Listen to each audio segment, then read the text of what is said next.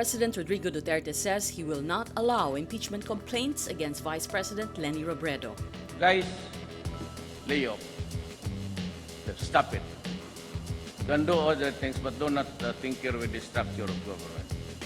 I will not countenance it. Elected yung tao. So, why do you have to sit just because he keeps on harping on me? Yeah, this is democracy. It's freedom of speech. Wala naman, there is no or there are no overt acts. Duterte says the Philippines is a democracy where leaders are elected. You know, this is a democracy. Leaders are elected. If you don't have to be a son of a bitch, it's still the people's choice. Remember that.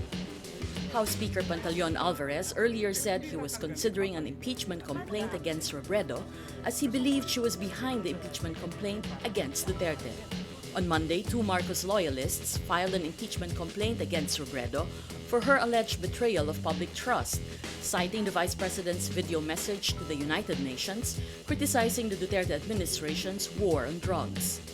Duterte also makes light of his supporters' claim that Vice President Leni Robredo wants to oust him from power and jokes that the better alternative is for Robredo to marry him instead. Apurado, gusto ako paalisin mo. Hindi pa nga ako dumating isang taon dito, paalisin mo na ako. Sige, dalaga man siya. Sige, pakasalan mo ako.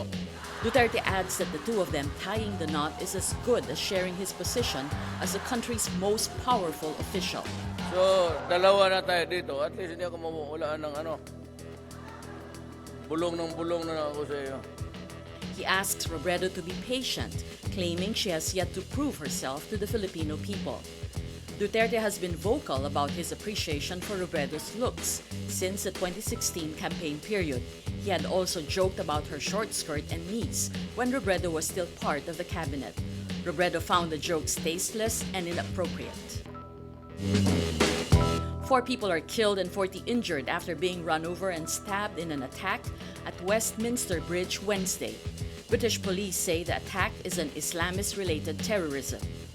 The attacker's car runs over pedestrians on the bridge before crashing into the railings surrounding the heavily guarded Houses of Parliament. The assailant then ran through the gates, brandishing a knife, and stabbed a 48-year-old policeman to death before being shot dead by another officer.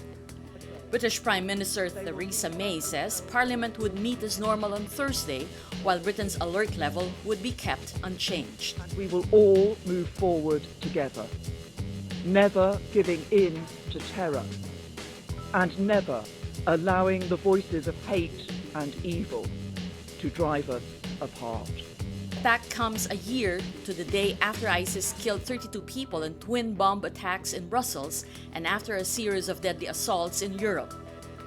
The British Parliament is locked down for several hours and hundreds of lawmakers and visitors are evacuated.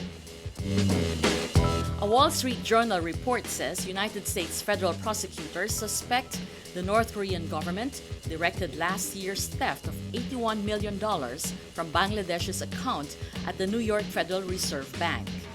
The Wall Street Journal, citing unnamed sources, says prosecutors were developing cases showing Chinese middlemen helped the North Korean government orchestrate the enormous theft from the Bangladesh Central Bank.